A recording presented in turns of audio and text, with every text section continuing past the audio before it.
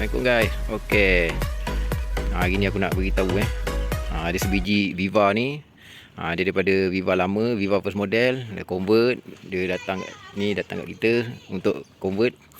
So kita dah convert kan, siap cat luar. Segini belum pasang lagi, jap lagi pasang. Nak pergi buat wiring port lamp. Okey, ini owner ambil warna metallic grey, warna Honda Civic FE. Tapi sekali imbas nampak macam warna Viva Elite lah, warna biru tu.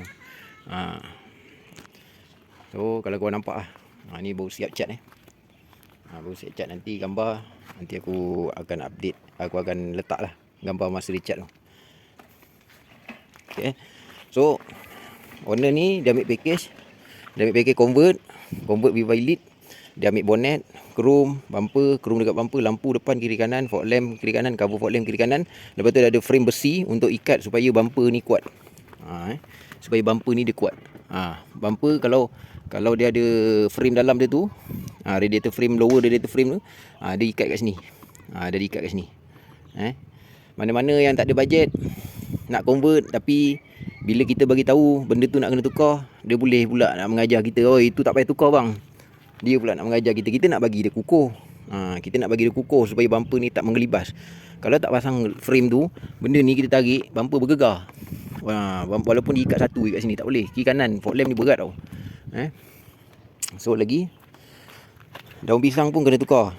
Okay, daun pisang tak sama Viva Elite dengan Viva biasa. So kita tukar sekali. Lepas tu bumper belakang, reflektor belakang. Okay, ni dah siap. Sekejap lagi hantar wiring. Malam ni customer dah boleh ambil dah. Dia minat dengan warna metallic grey Civic FE tu. Tapi nampak macam Viva Elite ni biru lah. Tapi Viva Elite ni biru dia nampak lagi terang lagi sikit lah. Ni dia gelap sikit. Okay, siapa-siapa berminat nak convert Viva, boleh roger saya lah. Nombor telefon ada dekat bawah ni. Saya letak kat bawah nombor telefon. Boleh roger kalau berminat. Dia sebenarnya ada lagi package yang macam contoh spoiler, lepas tu lampu smoke kiri kanan kan. Ada lagi lah. Itu je lah. Tapi itu je lah. Lampu smoke dia ada perbezaan sikit. Lampu smoke, lepas tu spoiler belakang tambah. Okay, siapa-siapa berminat boleh update, boleh roger ni. Boleh PM saya ataupun nombor WhatsApp saya dah bagi. Okay guys, Assalamualaikum.